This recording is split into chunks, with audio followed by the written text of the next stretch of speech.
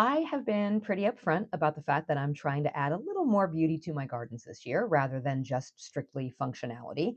And part of that has involved planting flowering perennials. I'm just getting started in this, obviously, and it has been some time since I took my ornamentals classes in college. So I feel like I'm learning all over again. And that means channeling the wisdom of the Royal Horticultural Society. So today on Just Grow Something, we're getting snippy, but in a beneficial way. We're talking about the Chelsea chop. Now, before you panic, no, this isn't some new haircut trend. The Chelsea chop is a gardening technique that's all about timing your pruning just right to shape your plants, stagger your blooms, and make the blooming perennials in your garden just a bit more tidy and delightful. So, grab your shears and maybe a cup of tea, and let's dig in. Hey, I'm Karen, and what started as a small backyard garden 20 years ago turned into a lifelong passion for growing food. Now, as a market farmer and horticulturist, I want to help you do the same. On this podcast, I am your friend in the garden, teaching evidence-based techniques to help you grow your favorites and build confidence in your own garden space. So grab your garden journal and a cup of coffee and get ready to just grow something. Okay, so this is going to be a fairly short episode. Not only is there just a ton of stuff going on around here, but we finally got a break in the rain. It has been raining what feels like nonstop for like the entire month of May and, probably even from mid-April, which normally, okay, this is kind of our rainy season, but it's been an almost everyday occurrence, which has not only made it difficult to get the summer loving plants into the gardens, but it's also made harvesting and pruning and trellising and weeding and all of those fun activities very difficult to do. So we are on day, I want to see today is maybe day 3 that we have not seen any rain. And it looks like I get one more day of that and then it's supposed to start raining again and not stop for an entire week. So, this is going to be a short, sweet episode so I can get back outside and see what I can do about trying to get caught up on some tasks. So, but if you have also been working toward like beautifying your vegetable gardens like me this season, I thought that this topic was timely and that I would share. So, we're going to jump right into it, okay? The Chelsea chop. First things first. What exactly are we chopping and why are we chopping it? Okay. The Chelsea chop gets its name from the Royal Horticultural Society's Chelsea Flower Show in the UK, and that takes place every year in late May. The Chelsea chop is a pruning technique that is performed somewhere around late May into early June, depending on where you are, and it coincides with the show, hence the Chelsea chop, right?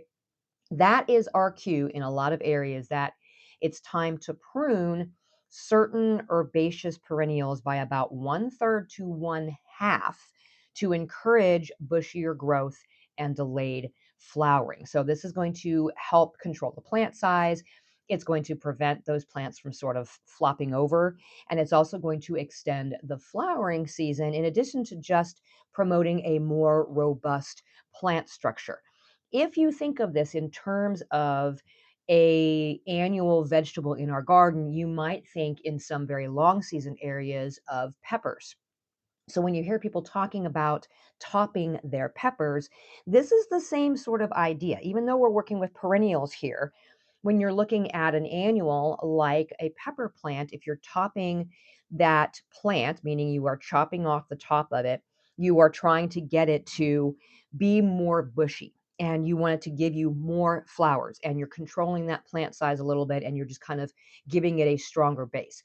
That is essentially the same thing that we're talking about here with our flowering perennials. Now, okay, you might be wondering, why are we talking, so much about flowers? This is a vegetable podcast. Because, my gardening friends, your perennials are pollinator magnets. So, if we can stagger the blooms, that is going to mean more bees, more butterflies, more beneficial bugs for our tomatoes and our cucumbers and our squashes and stuff, okay?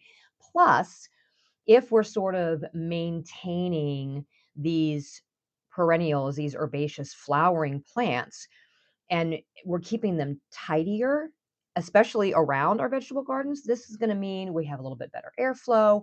There are fewer hiding spots for some of those garden pests that we don't want in there, and a little bit more room for our own movement and harvesting. Okay. If we can extend the bloom time of all of our sort of companion perennials, the Chelsea chop is basically going to ensure a more continuous food source for the pollinators that we're trying to bring in, which of course is going to benefit our vegetable crops. It also means that we're going to kind of lend a little bit towards the aesthetics, which is something that I kind of have a problem with. It's going to help us be a little bit more organized, a little bit more visually appealing in the garden, and it's going to sort of integrate those ornamentals more seamlessly with our edible areas of our garden. It also means less maintenance. So if you have shorter, sturdier plants, they're going to require less staking. They're going to be less prone to wind damage, and it's just going to make that garden upkeep a little bit more manageable. Now, not every plant loves a good haircut at this time of year, so let's talk about what candidates there are for this Chelsea chop method, okay? The first thing is that we are looking for summer and fall flowering herbaceous perennials. So things like our Echinacea or coneflower, Rudbeckia or black-eyed Susans, Sedum, Phlox, Monarda, which is bee balm, bellflower, yarrow, catmint, helenium. These are all really good candidates for this pruning method. We do not want to be doing this with any of our early bloomers, so anything that is blooming in the spring. We don't want to do this with anything that tends to grow as a single stem. We don't want to be doing this with any of our woody shrubs. And we just don't want to be touching anything that's already flowering. This is for the sort of almost ready plants that are out there, which means that the timing on this for your garden may not actually coincide with the Chelsea Flower Show. So if you're in a warmer climate than I am, the time for this may be in very early May. If you're in a cooler climate, this actually may not happen until late June. So that's why we want to watch what our plants are doing, and we're not relying on the timing of something that's happening in a climate that is much different from our own gardens. If I had just followed these recommendations during the time when the Chelsea Flower Show was going on, so again, I think this year was actually the second to last week in May. I'd have to go back and look. But even that, last 2 weeks in May and first week in June, if I had applied this method to my kind of wild yarrow that grows in and around some of my garden beds, that yarrow was already putting up its blooms. It was already flowering. So I actually would have decreased the number of blooms that I was getting versus increasing. So just be very specific when it comes to what's going on in your garden and kind of pay attention to what's going on with your own herbaceous perennials to decide when it's a good time to apply this method. So it's just a good reminder for us when the Chelsea Flower Show comes around that, oh, it's time to start looking at this, right? So if we're talking about in-ground beds, then and of course we're planting these, these flowering perennials as sort of companions and also visually appealing.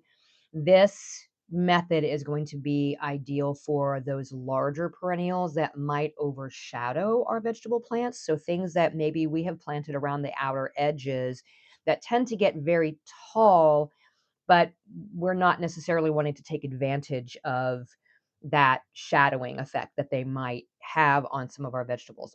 Or maybe we want them to be taller later on in the season, right? So maybe we want to use them as a shadowing effect or a shading effect for some of our vegetables, but we want that to happen when the sun really starts to get hot. So we want to keep them short in the meantime.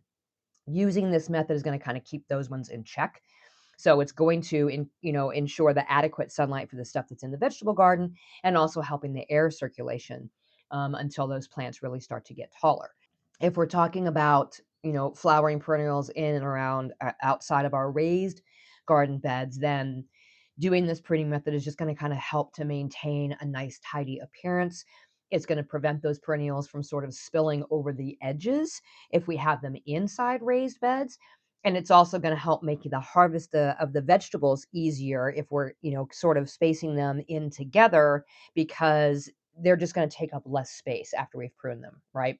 If you are growing these perennials in pots, then this method is going to help to kind of manage the size of those. It's going to encourage that more bushy, fuller growth instead of the tall, kind of wonky growth, which is going to just enhance the overall look if you were doing this on a patio or on a balcony garden. Okay. We don't need any fancy tools for this. You just need a pair of, sharp, clean garden shears. You might want a bucket of some sort to, drop the bucket or drop the clippings into and then take it over to your compost bin. Maybe some gloves if you are growing plants that maybe give off a lot in terms of aromatic oils that might kind of, make your hands kind of, it feel sticky or tingly or whatever. Then maybe you want to use some gloves. The magic window on this again is generally for a lot of air. It's late May to early June, when your plants are about half of what their expected size is. And so I think it's important to mention that if these are new plants to you, you likely don't want to be doing this in their first year. So if you've just planted these, I would say let them get settled in and do their thing the first season without doing a bunch in terms of pruning. We don't want to shock those plants, but we do, want to be thoughtful in how much we allow them to bloom too. So we may want to be snipping those buds off to get them to sort of focus their energy into the root development that first season, but we may not want to be pruning a ton of the new growth back because that might actually inhibit what they're able to do over the winter time and come back, right? But for all of our second year and beyond perennials, I think this is a good thing to do. And at that point, we kind of know what their size is supposed to be, and we can determine when it's a good time to prune them back based on when they are about half that size. And again, if you're in a cooler climate, this is going to be later. If you're in a warmer climate, this might be earlier. Again, we're just looking at our summer and fall blooming perennials, okay? Before we continue with our deep dive into the Chelsea Chop, let's take a moment to talk about a fantastic resource for gardeners looking to add both beauty and resilience to their gardens. And of course, that is our sponsor, heirloomroses.com.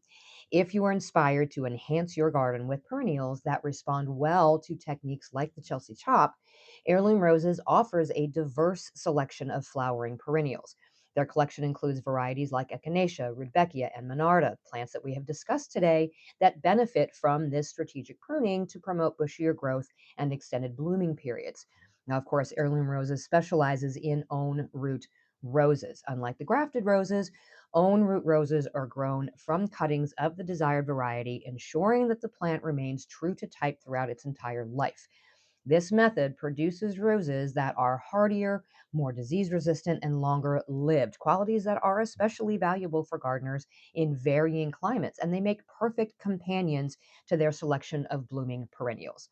Whether you are looking to add perennials or introduce robust, beautiful roses to your garden, you can save 20% by using code JUSTGROW at heirloomroses.com. Explore their hundreds of offerings and find the perfect additions to your garden today. Heirloomroses.com with code JUSTGROW. The link is in the show notes. So choose a suitable perennial that is not yet blooming. And then there's a couple of different approaches to this.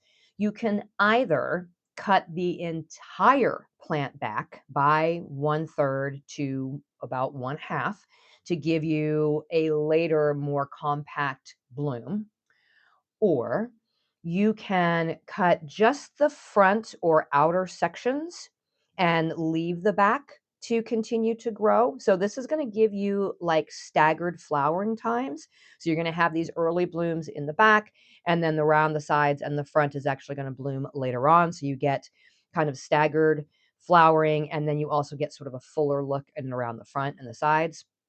Or if this technique makes you nervous and you don't know what you're not sure that you know what you're doing, which is kind of where I'm at, you can just cut like a few stems here and there. And this is going to be a really conservative option to kind of get you used to, okay, what's going to happen here? How is this going to work? And it's still going to give us great results, right? So that's kind of the camp that I'm in this year, is like, all right, let me just cut a few of these back here and there, just a little bit. I'm not even quite doing 1/3. And then I'm going to let and see what happens. This is specific to my sedums. This is going to be easier for me to do with my sedums because I've had my sedums for quite some time. And so I know what size they're supposed to be, and I know what they end up looking like when they flower. And they are really tall and wonky, and they kind of fall over and they get to be kind of messy. So that's where I'm starting this year. The only things that I'm touching are my sedums, and I'm probably only cutting them back by maybe 25%. Okay. I'm just being very careful here. So that's okay. There's nothing wrong with a conservative approach, right? So when we make the cut, basically all we want to do is snip above the leaf node. So that is where the leaf is emerging from the stem. So remember, on all of our plants, we have the nodes, which is where the leaves come out, and then there is that section of stem in between those nodes, and we call that the internode. So we want to snip just above a leaf node, and we want an angled cut so that we can prevent water from sitting on that wound right there. This is similar to how we harvest our broccoli. Or, if we're looking to try to get more side shoots coming up from the broccoli, we want to do this at an angle because we're going to leave the plant sitting out there in the ground. And we don't want that water sitting on that flat surface and causing it to sort of rot on that cut space. It's the same idea with these flowering herbaceous perennials. We want to cut them at an angle so that we don't introduce any kind of rot or any kind of fungal diseases from that water. Okay. And that's it. There's no fancy treatments to this. There's no fertilizer you got to put on here to make it do anything. It's just let the plant do its thing. It's going to respond with shorter, bushier growth and a stronger root system to boot. And of course, this technique works because it's temporarily stressing the plant, but in a very controlled way, which redirects its energy into side shoots and into root development. So this is obviously university extension studies have done this. The Royal Horticultural Society has done trials with this. They have shown that it increases the bloom density. It leads to better stem strength, so less flopping around out there, and it's going to extend those blooming periods, especially in the more temperate zones. So here is your Chelsea Chop checklist. Pick your perennials. Okay. Are they summer or fall bloomers? Those are the ones that we want to be pruning back. We don't want our early ones. Check the timing. Are they about halfway to their normal full size? Choose your approach, whether you want to do a full chop that cuts them back a third to a half. If you're going to do a half a chop, which means cutting it in the front and the sides and leaving the back tall, or are we just going to do sort of a selective snip here and there, the more conservative approach that I likely am going with this year? And then just get cutting and keep an eye on what happens. You're going to learn more about your plants by just doing it than a dozen blog posts or magazine articles or podcasts could ever teach you, right? Take notes. Garden journal. Take notes, experiment, and don't be afraid to have fun with it, because despite what I often talk about, gardening is as much of an art as it is a science. Until next time, my gardening friends, keep on cultivating that dream garden, and we'll talk again soon.